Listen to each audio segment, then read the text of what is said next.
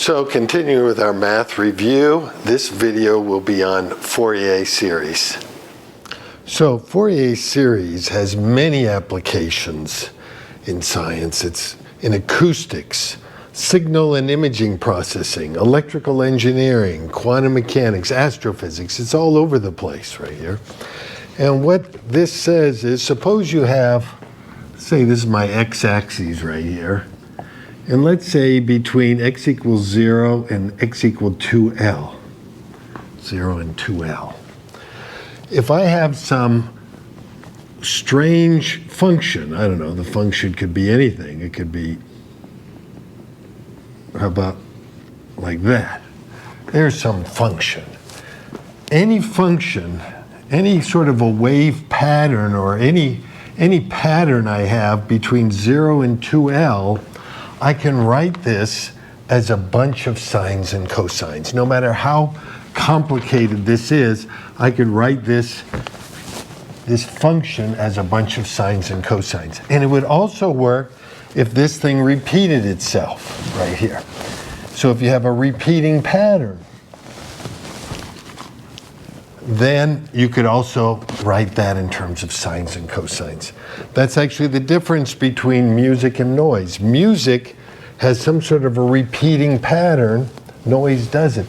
So that anytime you have a repeating pattern, you can write it as a bunch of sine waves right here. So I could write this, any complicated wave right here, f of x, as just a bunch of sine waves and cosine waves.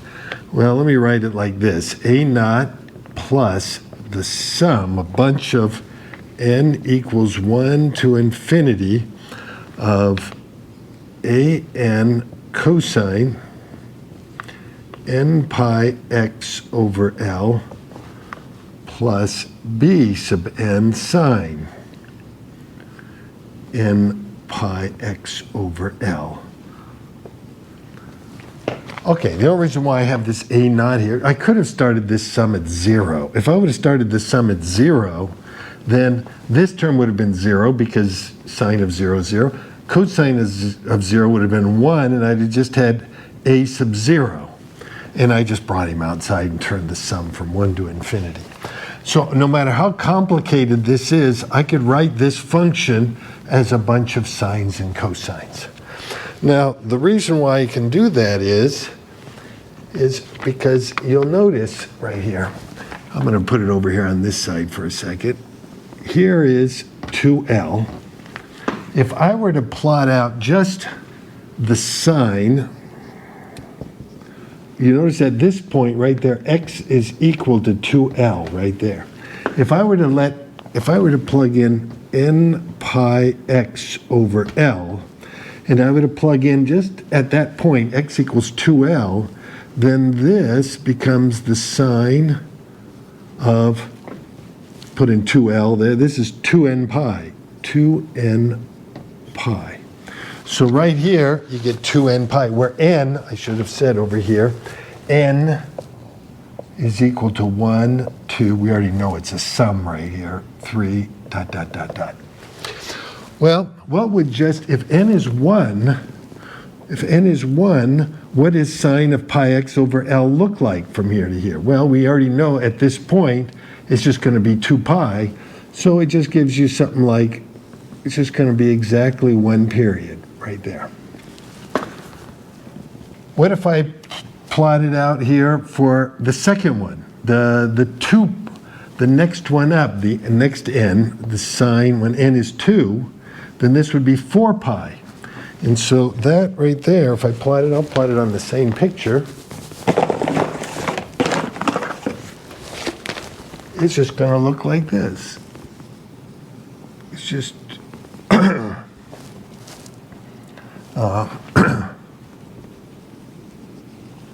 it's 2 waves. I didn't mean to get them shorter out there. I think what I'm going to do is stretch this out a little bit. I got them, it looks like it's a little short.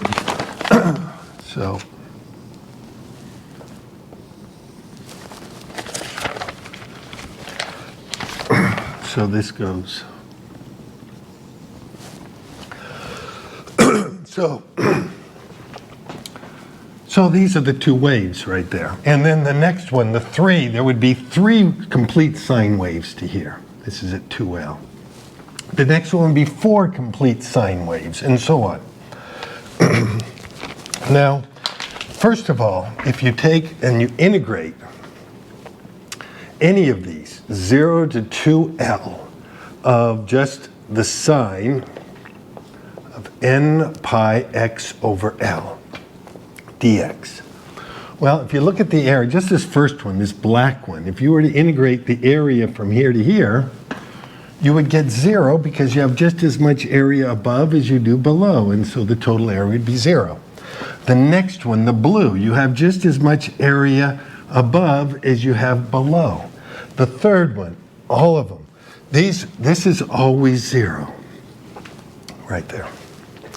Now, we could say the same thing about the cosine. 0 to 2L of the cosine of n pi x over L.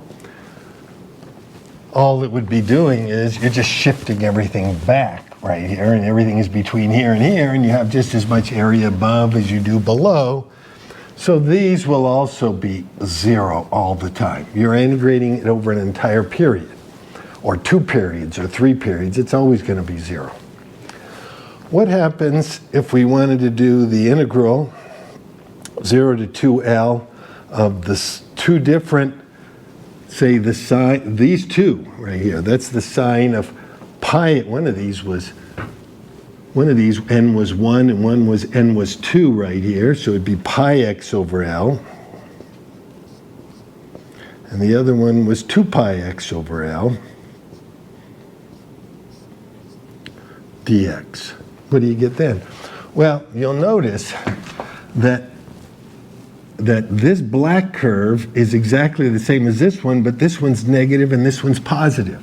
So you're taking the area of this, and then you're taking the area of this, but this one has a positive, this has a negative. It's just going to be a 0 right here. Matter of fact, anytime these are different, if this number here and this number are different, then it's going to be 0. Right here. So I'm going to erase this and just say for any n and m, so this is n pi x over L, and this is m pi x over L. This is equal to 0 whenever n does not equal m. N does not equal m. Well, what happens if n equals m? Well, then you just get this squared. If n equals m, you get 0 to 2L of, you just get the sine squared of n pi x over L dx. Okay, so how do we solve for the sine of squared? You use that trig identity, which is the integral from 0 to 2L. You get 1/2, 1 minus the cosine of double the angle. Cosine 2n pi x over L dx. Okay, well, I can turn this into 2 integrals, but this integral over here is going to be 0 because we already said if n pi x over L, if the cosine of n pi x over L is equal to 0, then definitely the cosine of 2n pi x over L is also going to be 0 when you integrate it over the full period, because if I keep adding n to it, eventually I'm going to get double whatever the other one was. Okay, so this part is 0, and the integral of 1/2 dx is just 1/2 x, evaluated from 0 to 2L, which just gives me 2L over 2. I could just call it L, but I think I'm going to call it 2L over 2. So what happens if I take this 2 over 2L and bring it out in front? So if I make this and bring it over here so that this is 2 all over 2L, then that should just be 1 right constant there because I'm going to multiply everything by 2 over 2L. So that means that this term is just 1. So that means if I come up to here and put a 2 over 2L in here, then this is 0 when n does not equal m, and it equals 1 when n equals m. Now, I think we said last time there's a shorthand notation for this right here. This shorthand notation we said was something called the Kronecker delta, Nm. What that means is when n and m are the same number, it's 1, and when n and m are different numbers, it's 0. So I can come back here, I'll just write that equation over here. So we have 2 over 2L times the integral from 0 to 2L of the sine of n pi x over L sine m pi x over L dx equals that symbol. It's 1 when n is equal to m. It's 0 when n does not equal m. Now we could do the same thing for the cosine. The cosine is exactly the same. It's just you're shifting everything. So it still works for the cosine. 2 all over 2L, 0 to 2L of the cosine of n pi x over L cosine m pi x over L dx is also the same thing, nm. So we can say, whenever you do a product, this is like a dot product, we'll see right here, and so we say these functions are orthogonal. Actually, even more than orthogonal, they're actually going to be orthonormal because they're 1 when they're equal. Okay, and then what happens if we have 0 to 2L, and one of them is a cosine and one of them is a sine? Cosine n pi x over L sine, it's mixed, m pi x over L dx. Well, on this one, you get 0 on every single one because you can see when n is equal to m, then you get cosine sine, and when you integrate, let's say sine cosine, that would give you a sine squared over 2. Sine squared over 2 at the two limits would give you the same, and so it would just give you 0. So I don't even need anything out in front. So this is 0. So there's a nice thing about these functions right here. The integrals are super easy. They're either 0 or 1. And I might as well put that last one over here, these other two, 0 to 2L of just the cosine all by himself, n pi x over L dx. That equals 0, and also the integral from 0 to 2L of just the sine, n pi x over L dx equals 0. So we got a lot of integrals that are 0. So what do you usually do on this problem like this? You're usually given f of x, not as a bunch of sines, but you're given it as some function. You know, it could be a polynomial, it could have been some other e to the x or whatever it is. You made it piecewise function. And you want to write it as this whole thing right here. You would rather write it in terms of sines and cosines. So how do we do this right here? Well, suppose we take this function right here that we want to write in terms of sines and cosines, and we integrate it. We take our function f of x and we multiply it by the cosine, not of n pi x over L, but m, a particular one, arbitrary m pi x over L dx. This is just an arbitrary, let's even make it 2 over 2L from 0 to 2L. Okay. I just want to see, what do I get when I plug all of this in for that f of x? Okay, so what do we get? We get 2 all over 2L. Looks messy, but it's all going to simplify. 0 to 2L. Then we're going to plug in this whole thing, A naught, plus the sum n equals 1 to infinity of a sub n cosine n pi x over L plus b sub n sine n pi x over L. Okay, so that takes care of the f of x, and then we have the cosine. M pi x over L dx. Okay, so we want to solve these infinite number of integrals, right? Because this is an infinite number right here.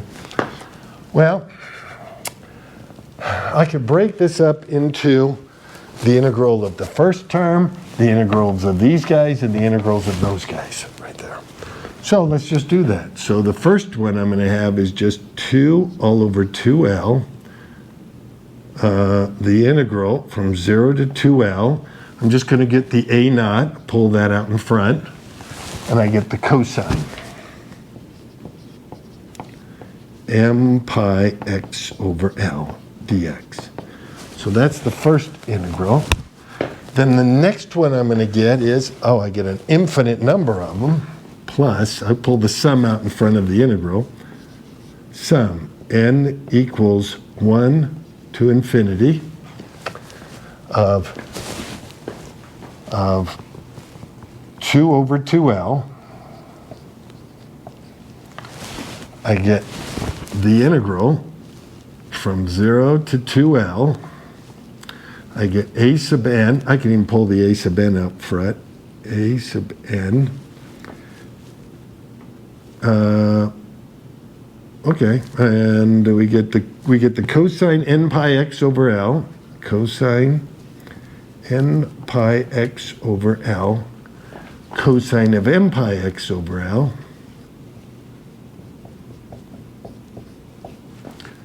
Dx. And then I get this last term, all these integrals right here, plus the sum, n equals 1 to infinity. We get 2 over 2L. We get the b sub n. We get the sine, we get the integral, 0 to 2L. We get the sine of n pi x over L sine cosine of m pi x over L. That last term. Cosine of m pi x over L dx. Okay, looks like here we got an infinite number of integrals, here we got an infinite number, and here we got one integral. But these are very easy to solve because from this rule right here, this rule says they're all 0. So this is 0 right here, this term. So that's 0. Let me go to the last term. The last term has the integral of the sine and the cosine of n and m, but we said that those are all 0. So all these infinite number of integrals, all the different n's here, they're all 0. So that's 0. Now this one over here, that infinite number of integrals, well, that's just this term right here, and they're all going to be 0 except when the n and the m are the same. So when I start off, if I let's just say m was 5 right there. When you start off n equals 1, that would be 0. N equals 2, that's 0. N equals 3, that's 0. N equals 4, that's 0. N equals 5, that's 1. N equals 6, that's 0. So the rest are 0. So they're all going to be 0 except for the mth case right here. In that case, they're 1. So if I pull this a sub n. So all of these right here are all going to be 0 except when n is equal to m, and then it's 1. So really, it's just a sub m. That's the whole, this whole term right here is just a sub m. So all those infinite number of integrals just gave me a sub m. Okay, so that we have right here. This is a way we're going to find our a sub m's right there. Now, what do you think we'd get if I replace, instead of doing a cosine in there, I put a sine in there? I had a 2 over a 2L times the integral from 0 to 2L of f of x sine m pi x over L dx. Well, it would be exactly the same as this, except every place I see a cosine of m pi x over L, I'd have a sine m pi x over L. Well, this would be sine m pi x over L, but sine of any n pi x over L's are 0, so that would still be 0. This one would be cosine sine. Well, cosine sines are all 0 from right here. So that term is 0. This one over here, now we'd have a sine sine. The sine would all be 0 for all the n's except when n is equal to m. So all I get is b sub m. So this is equal to b sub m. So now we've got our a sub m's and we've got our b sub m's. The only thing we don't have is our a naught right here. Well, how about if we just come along here and we integrate from 0 to 2L and we just do our f of x dx right here. Just that. Well, this would be, now we're going to plug in all of this right here. We're going to integrate all of this. So this is the integral from 0 to 2L of a naught plus the sum of n equals 1 to infinity of a sub n cosine n pi x over L plus b sub n sine n pi x over L dx. Now, first of all, when we integrate, we can pull the sum out in front. So all we're integrating here is just cosine, all by itself. And we already know the integral of the cosine all by itself is 0. Same with this one. You turn this into 3 different integrals. The integral of this one is just sine by itself. So these two terms will both be 0. So the only thing we have to integrate is a naught dx. Well, the integral of a naught dx is a naught x, evaluated from 0 to 2L, which is just a naught 2L. So if I just divide out by 2L, it'll be a naught. So a naught is just 1 over 2L. The other ones were 2 over 2L. This one's only 1 over 2. 0 to 2L of f of x dx. So there is the third. Now that I have those 3, you give me f of x, and I can tell you all the a sub n's, all the b sub n's, and the a zeros right here. So what did we do? We took something that was continuous and we turned it into a bunch of discrete things. What are my discrete things? A naught, a sub n's, and b n's. Those are discrete. And we put some sort of an f of x in there and we turned it into this.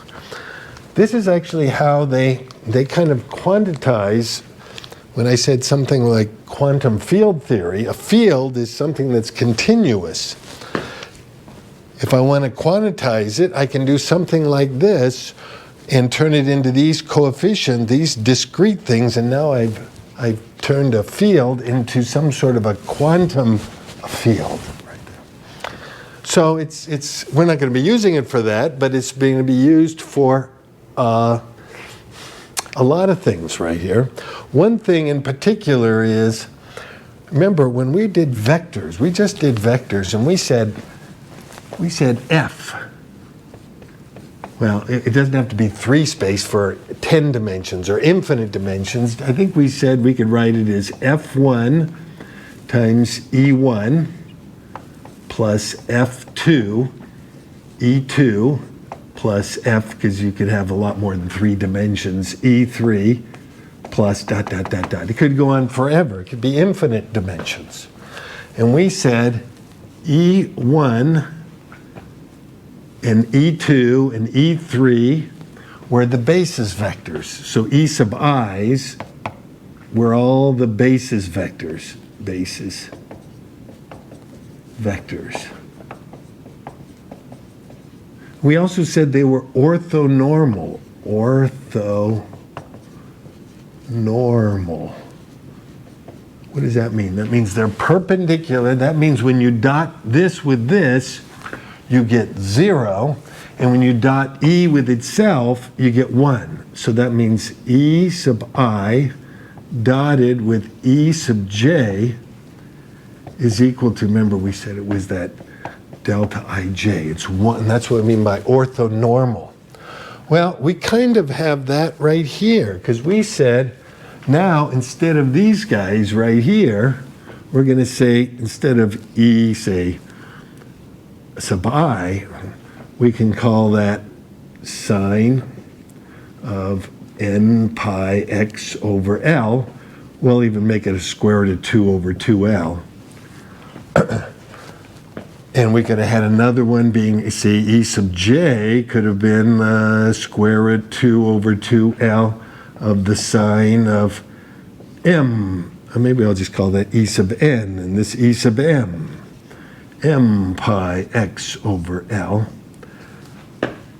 When I dot these two, when you dot them, you're actually integrating them. And when I do the product of these and integrate it over the period, you get the same thing up here. So it's very, very similar, which means that when we wrote this f as a bunch of sines and cosines right here, these a naughts, the a n, and the b n's are almost kind of like my f1s and f2s and f3s.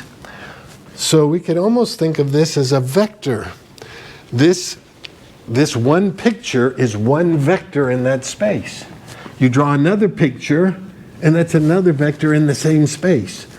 And so all the possible pictures you can make in there are really all vectors. Think of them as vectors. It's kind of an abstract way of thinking about it.